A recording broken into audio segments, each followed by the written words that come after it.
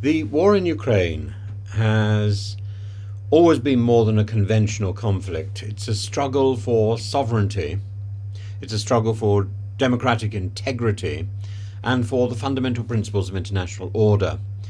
But recent developments, particularly the erratic involvement of Donald Trump, have escalated the crisis to a new level of uncertainty, of anxiety, of global absurdity. And Trump's so-called peace proposals, his overt contempt for Zelensky, and his willingness to indulge Vladimir Putin have transformed the situation from a war of attrition into a diplomatic nightmare.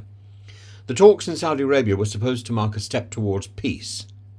Instead, they've handed Russia exactly what it wanted: international legitimacy without accountability, and Western leaders are not accepting that. The absence of Ukraine at the negotiating table was not an oversight, it was a deliberate snub, a sidelining of the victim in favour of the aggressor, and the image of Russian officials being treated as equal partners with the United States was precisely the kind of optics that Moscow craved. Let's be clear. Russia is no superpower any longer. Its economy is a fraction of that of the United States. Its military has been severely degraded. Its demographic crisis threatens its very viability as a state by the end of the century, and yet it has enough nuclear bombs to terrify the world. Through a sheer political maneuvering, the Kremlin has managed to convince Washington's negotiators that it was operating from a position of strength.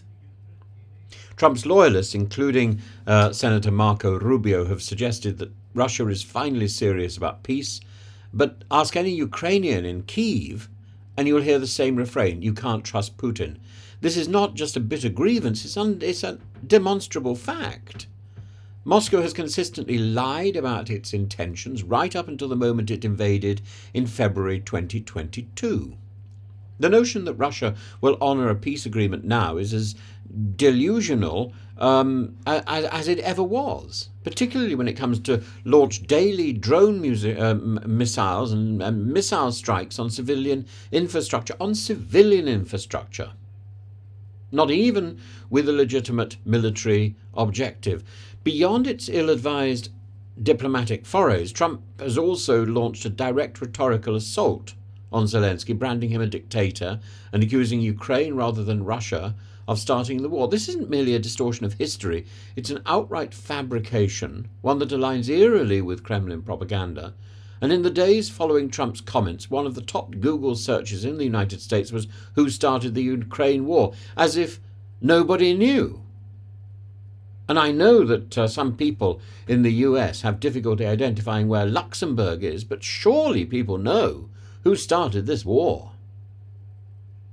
When the leader of the United States spreads falsehoods in the knowledge that people will doubt reality, it rewrites history in real time. It undermines the cause of those who fought and died to defend their country against an aggressive invader, against tyranny.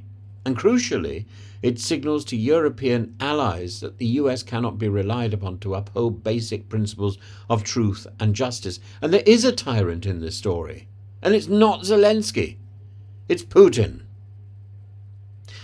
And even Elon Musk, with his newfound role as Trump's puppy, Trump's policy bulldog, has entered the fray, claiming without evidence that Ukrainians despise Zelensky.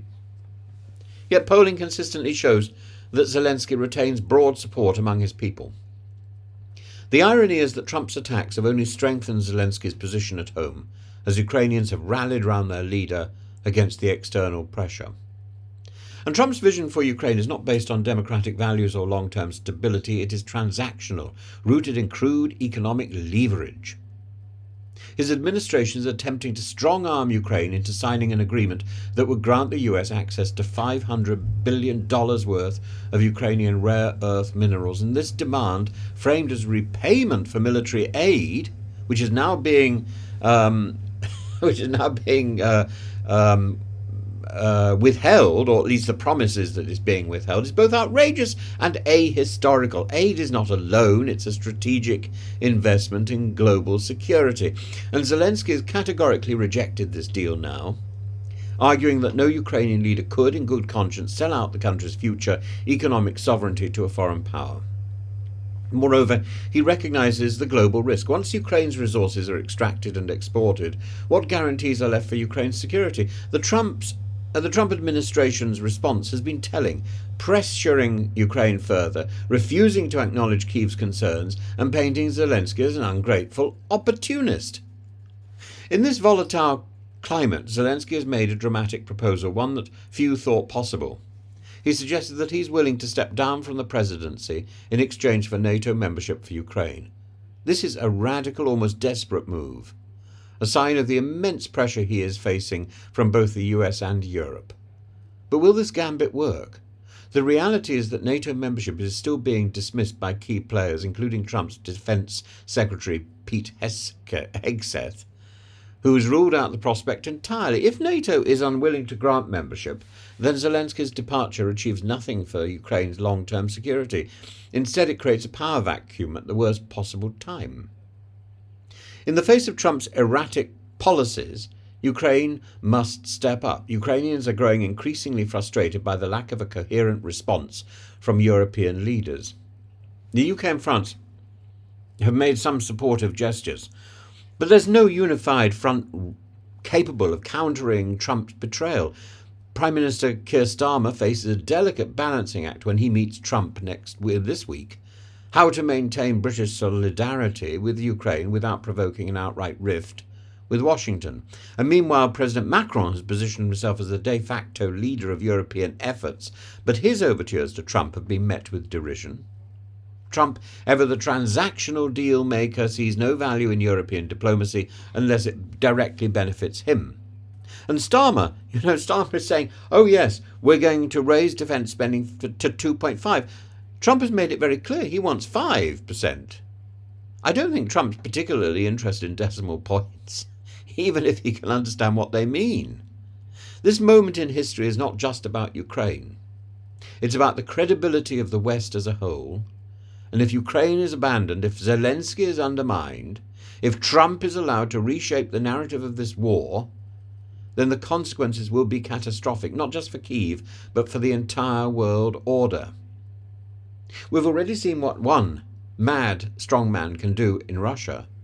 Now we've got another mad strongman in the US. Zelensky's options are grim. He can hold firm, reject Trump's pressures, and continue to lead Ukraine's resistance at the risk of losing Western support, or he can make difficult concessions, potentially at the cost of Ukrainian sovereignty, and neither path is ideal, but he remains resolute. As one Ukrainian told a reporter this week, we made it in 2022, we'll do it again, with them or without them. But Europe should not let it come to that. The least Ukraine deserves is leadership, solidarity, and a clear response to an American administration that has lost its moral compass. Let me say that again. The American administration has lost its moral compass. The American administration is behaving with evil. It is flirting with evil in much the same way as Putin did. We know what happened to Putin. He ends up in a fridge, counting the days to hell. The stakes are not just Ukrainian. They are global.